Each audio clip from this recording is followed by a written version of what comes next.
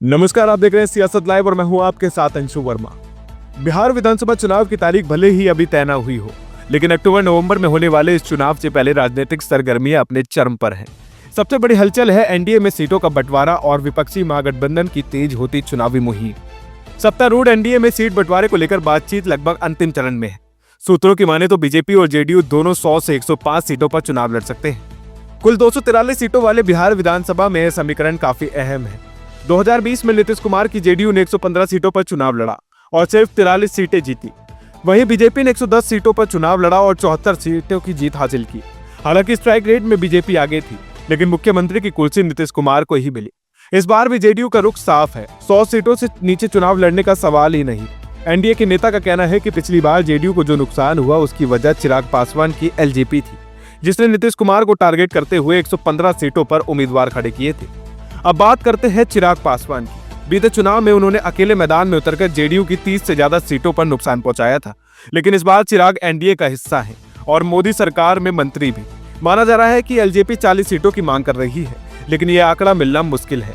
यानी एलजेपी का seat sharing पर रुख जेडीयू बीजेपी के समीकरण को सीधे प्रभावित करेगा। इधर जीतन राम मांझी की हिंदुस्तानी अवाम मोर्चा, उपेंद्र कुशवाहा की पार्टी और संवतः मुकेश सैनी की वीआईपी भी गठबंधन में हिस्सेदारी चाहेगी। ऐसे में छोटी पार्टियों को समायोजित करना बीजेपी जेडीयू के लिए बड़ी अहम चुनौती है। दूसरी तरफ विपक्षी महागठबंधन भी पीछे नहीं है। आरजेडी और कांग्रेस ने चुनावी अभियान को गति दे दी है।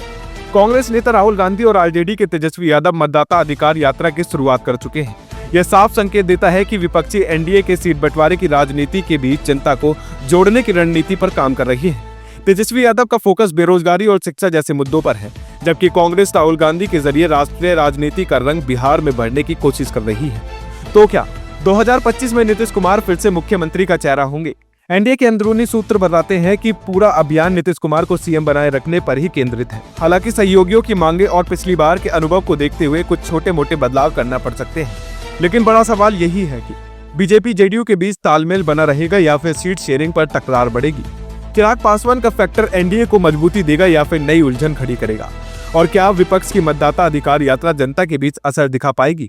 बिहार की राजनीति हमेशा से समीकरणों का खेल रही है और इस बार भी सीटों की गिनती ही चुनावी लड़ाई का आधार तय करेगी। फिलहाल यही बड़ी खबर, सीटों की जंग शुरू हो चुकी है। अब देखना होगा कि कौन बनेगा बिहार का किंग और कौन बनेगा किंग मेकर। आप देखते रहिए सियासत लाइव। धन्यवाद।